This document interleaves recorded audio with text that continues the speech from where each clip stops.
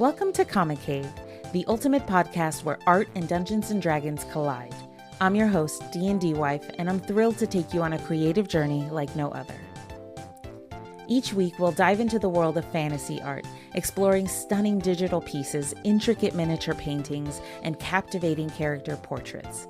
I'll be joined by amazing guest hosts, sharing their insights, tips, and tricks to help you bring your own artistic visions to life. We'll uncover the stories behind each artwork, from the initial spark of inspiration to the final brushstroke. And as a special treat, much of the art we discuss will be from our beloved homebrew world of Expressive. So whether you're a seasoned artist, a curious newbie, or just a fan of nerd culture, Comic Cave is here to inspire and connect you with the magic of creating art that reflects your passions.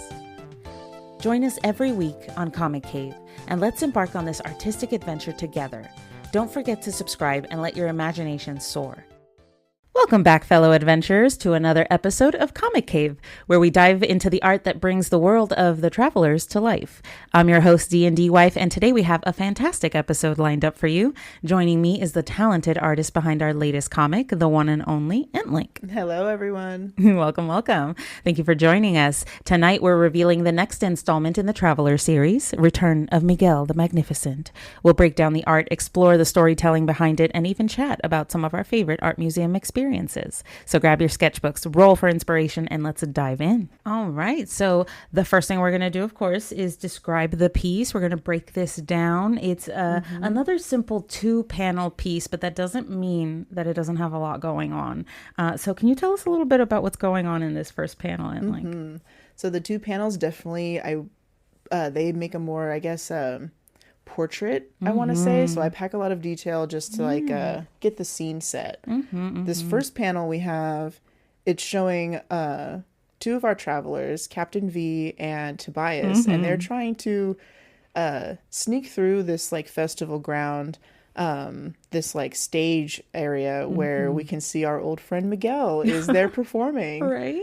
Waving to adoring crowds, and they're just hoping to don't make eye contact. We'll just let this one lie, right? Yeah. And then we'll leave this alone, right? But as they're walking back in the second panel, we see that Miguel has already found his way back to Bogbean and Luna. Yeah. And we've unearthed our friend Bricky in the process. Right, because he's been missing up to this point. We haven't known where he is, and suddenly he shows up. And Miguel is talking about this, this unknown boss of his that he has now, and he gave him this bodyguard, like free of charge. Like you he's can got just him all give set up. a Bricky away, Yeah. Ugh, so bad. a lot of more questions than answers in here for very sure. much so. I can see that. And, you can see in the second panel, Bricky is not happy at being called the new bodyguard or being told that he's been given to someone either. Yeah, we can see that now Miguel has he's a proper bard, you would say. So he's the School of Creation, I believe. Oh, okay. Cool. I believe so. Yeah, and so that's why we see in the second panel, he's also has, he's conjured this kind of chair contraption to sit on top of Bricky's shoulders. And I think that's definitely contributing to Bricky's dissatisfaction here. His upset a little bit. Yeah, definitely. I wouldn't want someone riding around on a chair on my shoulders either. Not someone as boisterous, I guess, as Miguel. But I gotta say, there's a lot of things I love in this piece. My favorite part by far would probably be the background. I just love the fact that they're full, right? The backgrounds are full of objects, things to focus on, but it's really nice because in the first panel, the background is this giant crowd.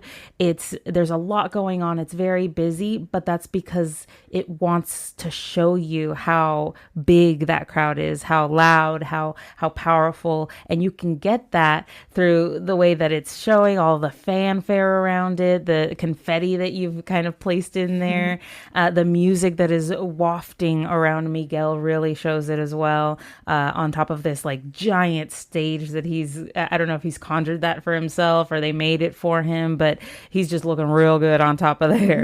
And then in the second panel, all of these vendors are just lining the background, letting you know that you're deep within the carnival grounds, you're deep within the sacred city, and all of these vendors, I mean, you can almost hear them yelling at you like, would you like some? This is for sale. Like, come get yours. That. You know, like, it's really cool. I love that it really creates the scene. It brings it all home together. We are in Arnoka.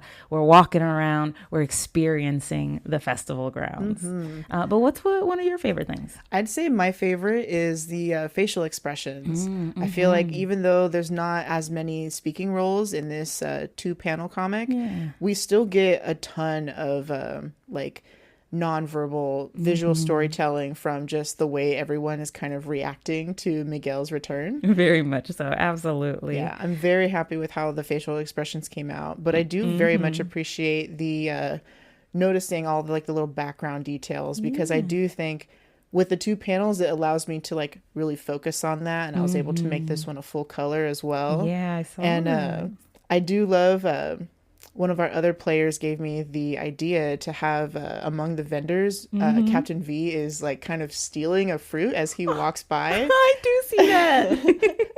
So I'm just like, this is going to be so tiny in the grand scheme of it, but I gotta include it. Absolutely. I think all of that just adds a lot more to it. And you can really tell like the mood of the piece too by the facial expressions, because Miguel is the only one who's happy here. Everyone else is either confused, awkward, doesn't, just Bricky's upset. Everyone's just feeling other kinds of emotions. And Miguel's really the oblivious one here, just living it up, having his best life. I do love it. He's so like almost smug about it. Very much so. I do love the contrast there. Yeah, it definitely feels like Miguel is feeling the adoration of the crowd, and also maybe a little full of himself because of his newfound fame, I guess, amongst the Mirren. Which is great for him, I guess. But, why place Miguel front and center, I guess? So it's obvious, it's the name of the piece. It's about his triumphant return. But I guess, how did you frame him in there? I knew I wanted, because of like less panels, I wanted to make sure that he was still a focal point so that we know that this is like about him. Yeah. And I really enjoy using both the foreground and the background to create focus. So like we're feeling in the first panel the emotions, and like we are identifying obviously with our 2 travelers, but we can clearly still see, and with the background too, like everything is enveloped in festival because of Miguel. Yeah. Like this is his shtick, really. This is where he's back, where he wants to be performing. Yeah, his comfort zone. Oh, I get And then I definitely wanted to showcase in the second panel, like I just love the idea of him riding on top of Bricky. Like in this little contraption, really. But now we also get to see his new clothes, and he's like dappered up a little bit. So it's definitely a very different, wanted to make him front and center, to reintroduce him and really drive home like this is a very different Miguel than when we first met. This is a new Miguel, new and improved and ready to rumble. And we don't know what to expect. Right. And I gotta say, if you're just looking at this comic without knowing who the heck Miguel the Magnificent is, it's really difficult to, normally speaking, to just be like, oh, well, none of them have really names attached to them, so I don't know who it could be. But because of the placement of Miguel in these panels, you can clearly tell it's the person singing. It's the one being as boisterous. If the musical notes are coming out of him, that's Miguel the Magnificent. And I think you've done a really good job of showing us this is the main character of the piece. This is who we want to show. This is what the comic is about. Thank you. Yeah, I really wanted to, I do appreciate that, because it's like I want to create that contrast and all those little visual elements, but you don't want to go like, you don't want to overhaul it either. So like, true. Yeah, definitely love that. I totally get you, but I think it's a really great job. And without being too busy, you've managed to, like you said, include his new dapper clothing, the fact that it is closed in the back to keep his tail, out of his way. That now that it's no longer there to cover up that area, just not to show it. So he's adapted, and I think you've shown that in really subtle ways in this to those who have been following the comics and have seen kind of Miguel go through his different phases. This is really fun to see him come back and try to, like, I guess, gain a little of his oomph back through the crowd. Thank you so much. I definitely love that things don't feel overcrowded or overdone, because that's where I was at with like the music notes, because I was like, okay, I want to like really hammer home and showcase his new magic abilities, but how do I show that without like, just making everything a mess? But right. I really love how it came out and how the colors really help as well. And I hadn't even noticed this until you just mentioned it right now, but the color of the notes are the same color of the magic that he uses to make his chair, and that just drives it even like more home to me at this point now. I'm just like, oh my God, that makes so much more sense that that's his magic flowing through the crowd. I love to envision it, especially, I obviously like, I love this like bardic flavor, but obviously Miguel, his like magic will be blue, and I wanted to make the lines as well to be kind of like I don't even know what the technical term is, but like the lines on a music score. Oh, okay. So it's I don't even know what those are called, right? But sure. But, the lines. I'm going to call them that. Yeah. The lines and like the notes are gliding on it, but it's like, he's manipulating it himself, which is really cool. So that was super writing fun. It. Yeah. It's wonderful. He's the composer in this, and he like making his own music. He's creating.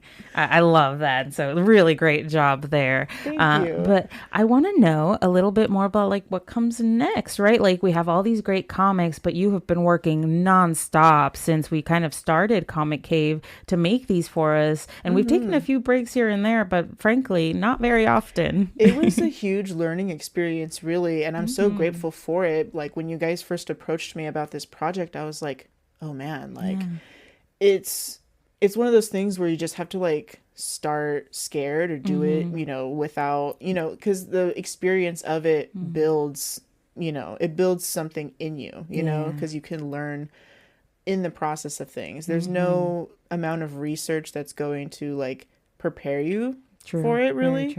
But I want to say I started logging the amount of hours that I was working on each comic, and it did come out to about 15 to 20 hours per page, which I'm a slow artist. I totally take that responsibility, but at the same time, it was a labor of love. Absolutely. I feel like that is a lot of time to put, into a piece. And I don't know, I guess different people can view time in different ways. They could be like, oh, that doesn't seem like a lot, but to sit there for hour after hour continuously drawing this, it's a lot of work, and it's painstaking too. Yeah, but I love doing it too. And I think that it really showed me, like, it taught me so much about like time management, like bookkeeping, even for like the hours or like scheduling, like however. For like calculating labor costs and stuff like that for commissions. Even just to make it more real to me, because sometimes you can feel like you're spinning your wheels or you're stuck because you're not really like,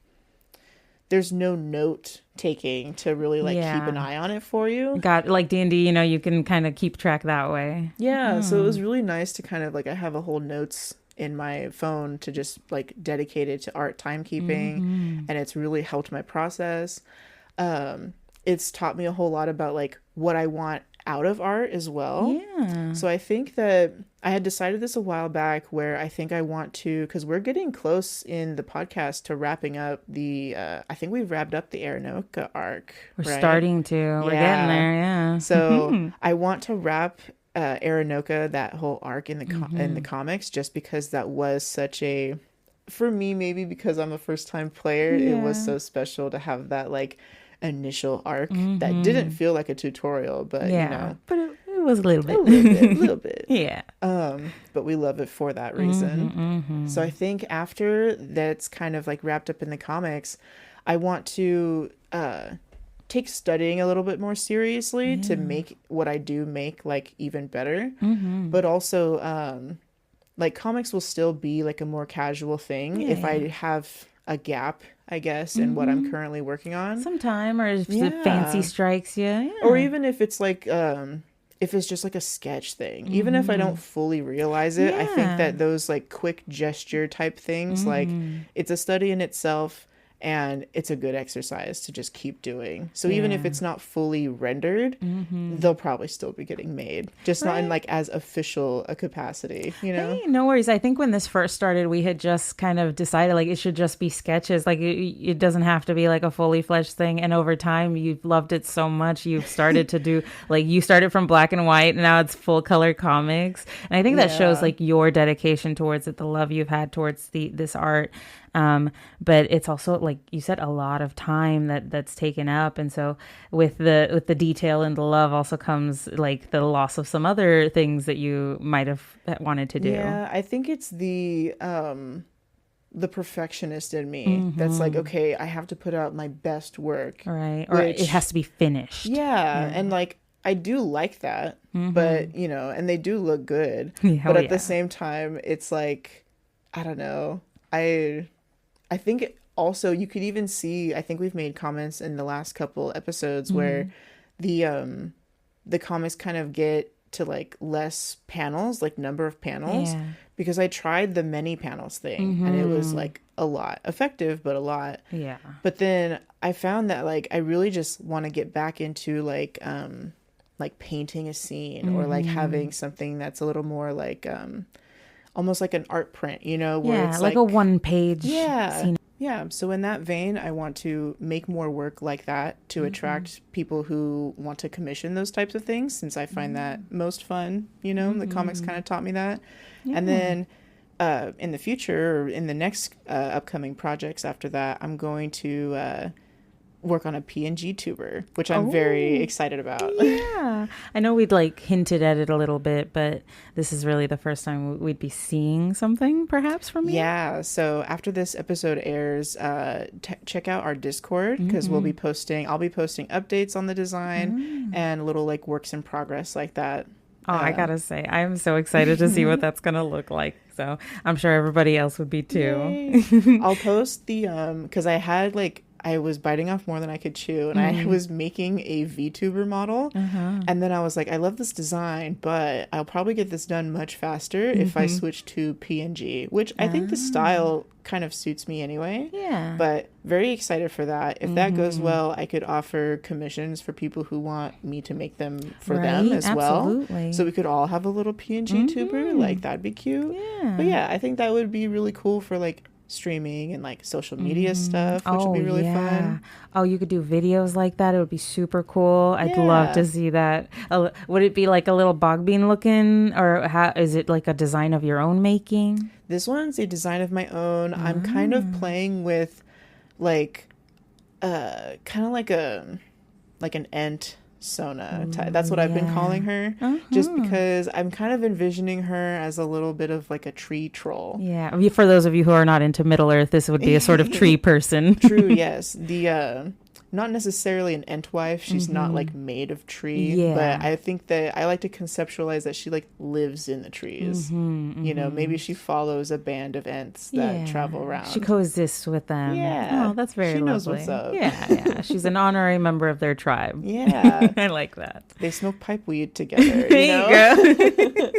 And then off in the horizon, I don't want to speak too soon, but one of our the player who plays Drexla, he commissioned an artist for a comic book of Drexla's origin, and that kind of inspired me because I was commissioned to color it. I was like, what if we just make a bog bean coloring book? So that could be also like in the same vein as prints, like that could be a potential product that people would, because I'm trying to think of things that I would want to buy, and I feel like I would want to buy that, right? Because these would be up on your Ko-fi, right?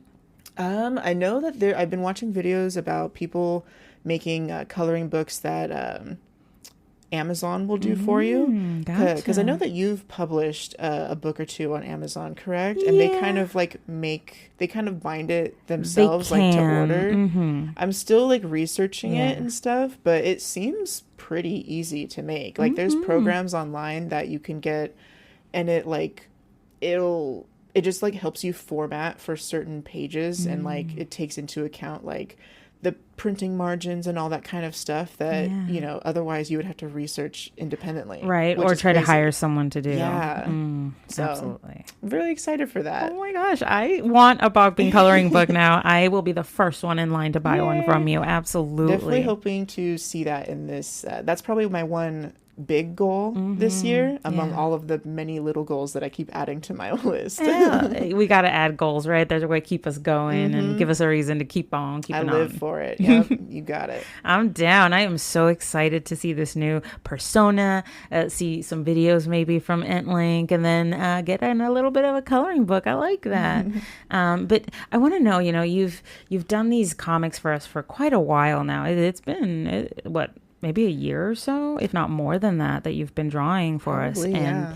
And that's got to have some sort of impact in your, in your art, in your life. Can you tell us a little bit about how that's impacted, like I said, your art, maybe your character work, your storytelling? Oh yeah, like having to draw characters over and over, like I want to be true to their like sense of detail and stuff, and their like their different accessories, but at the same time, like I've seen this in my other character designs where I'm kind of designing in mind of, okay, I need to make this easy to draw still. Yeah. Like it can't be super ornate all the time. Yeah. And so I think that's an interesting way that it's affected just my sense of character design. But also at the table, it's like super heartwarming when another player will be like, oh my gosh, could you imagine that in a comic? Right. Or, oh, I did that cool thing because low-key it would kind of look cool if it was a comic. Right, I wanted it to be drawn. It's crazy, but it's also inspired me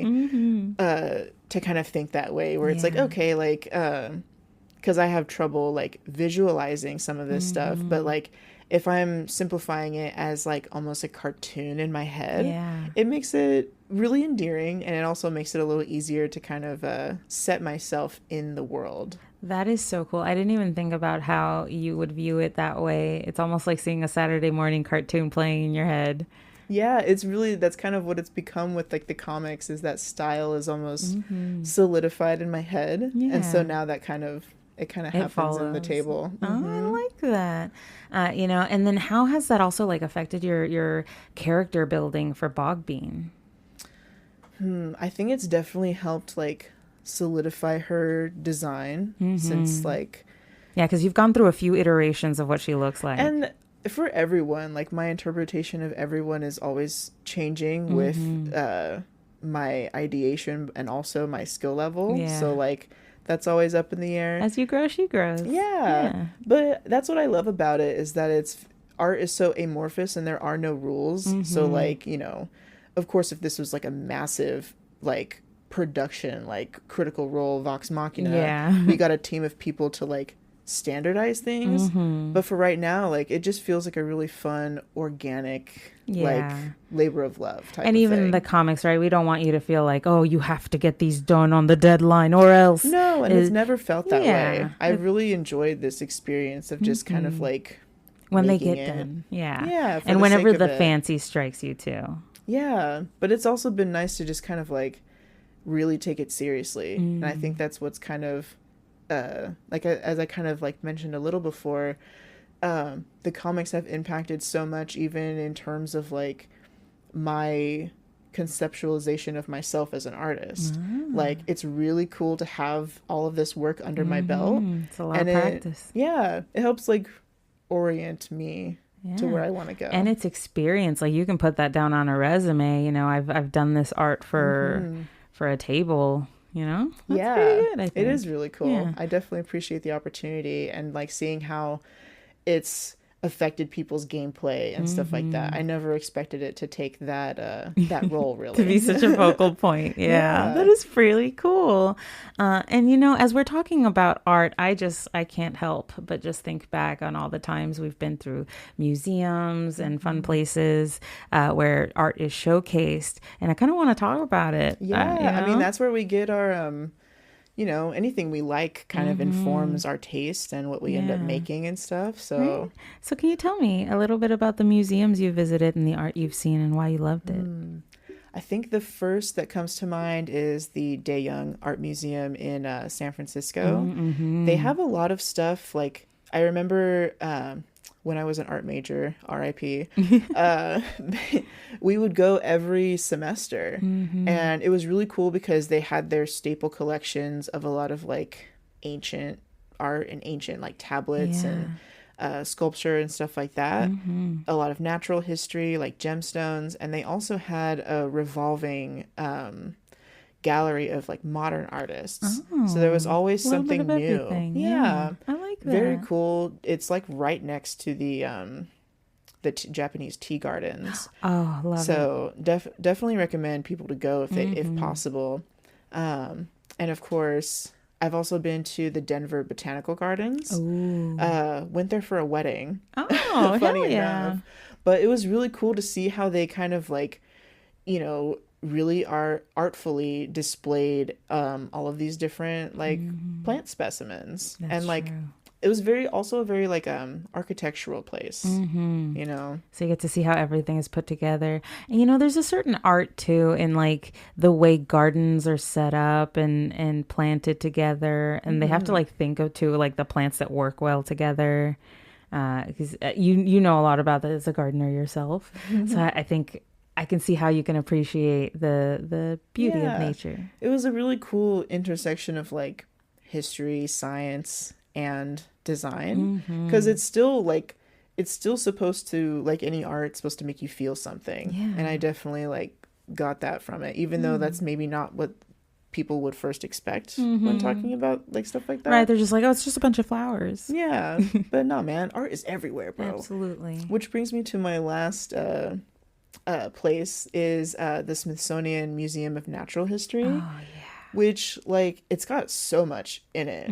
But I would argue that, like, all of that art and context and just, like, even if it's from the earth, like, when you get to look at it, like, really up close, or to see even, like, I have a special appreciation for, like, the, what would you call it? Like, the reenactments, for lack of a better word, like the props and like the setups that little people dioramas. have to things that recreate things that aren't necessarily real, but like it's really well put together, and it's just a vast source of inspiration. Very much so. It's a huge collection of pieces from all over the world. So it's interesting that at such a young age you got exposed to such a wide variety of art.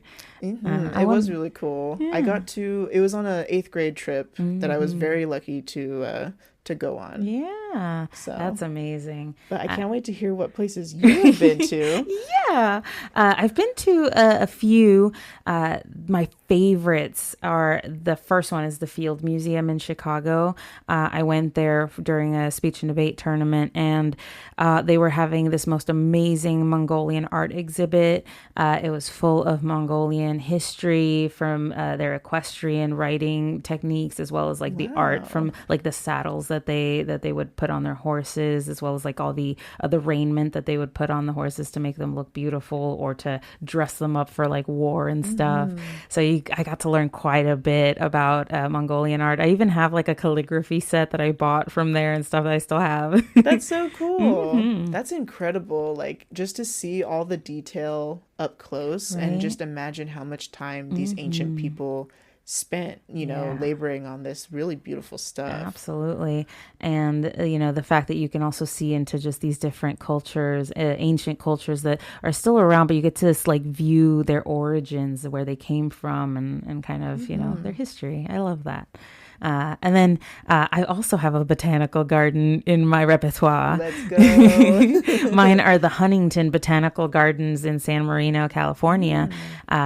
They're just a beautiful, vast piece of land that is covered by all sorts of different gardens. They have a Japanese garden, like everything from all over the world. So it has different sections based on, that's really cool. Based on region. They have like a whole cactus, like a succulent sort of area as well. It was actually an estate. I'm pretty sure, I think for like Sir Baldwin or someone famous in that area, someone very, very rich. And so it used to be a home for someone, and then it was converted into a museum. Cool. So the home itself houses a bunch of the original artwork that used to be housed there, as well as, some rotating artwork that they bring in. But I really got to see a lot of the classical art that exists in that world. I got to see the beautiful like architecture that some of the like really wealthy people of that age used to live in. It's phenomenal to see how well it was built. That's so cool. Like you said, to see just like all of the different elements coming together. Yeah. I do really appreciate that they go the extra mile. And it showed me that art isn't just on the canvas. It can be in the gardens, in the way that they're presented, in the buildings among the gardens. It's all sorts of things. I think that was the first taste I got, that art isn't just about, painting necessarily. And then one of my favorites possibly is the Getty Museum in LA. I just love going there. It's like stepping into ancient Greece when you walk through it. Some of the gardens look really beautiful. They have statues that are either actual statues from ancient Greece or replicas. They have a whole amphitheater that is a replica of one of the open theaters in Greece. So it's super fun to go and just kind of pretend that you're in the ancient world, That's cool, like to see stuff that's like of course we love replicas, but then like like a whole amphitheater to really like set yourself in that, like it's not like you have to imagine like a 1/4 scale or something. Like that's it. And it was super fun. I got to see Prometheus Unbound be played there. It was very well done. It was just fantastic to kind of feel like the ancient Greeks did, watching a play being acted out. And the company that did it like tries to be as like close to the Greek style as possible of acting. So so like it really kind of brings it into you. And then my final one is probably the most recent one I've been to, is the Rosicrucian Egyptian Museum in San Jose. It's just amazing when you step in there. It's so immersive. It's just Egypt screaming at you from every corner. Because it's a smaller museum, they really kind of have to maximize space, but they managed to include an entire full-size replica of one of the tombs in Egypt. And you can like walk down into it and see how they were built, how it looks like. It's so fantastic. That's so cool. And I see that's in San Jose. That's not too far. So that's really cool. I would love to actually go see that. I would recommend it. I think that ancient Egyptian stuff has a special place in the 90s kids' hearts. Very much so, with the mummy and everything. Oh, totally. It's our home. Shout out to anyone who watched what's it called? My Friend Toot. Yeah, the little like cartoon. Yep, My Friend Tet. Yep, absolutely. I loved that show.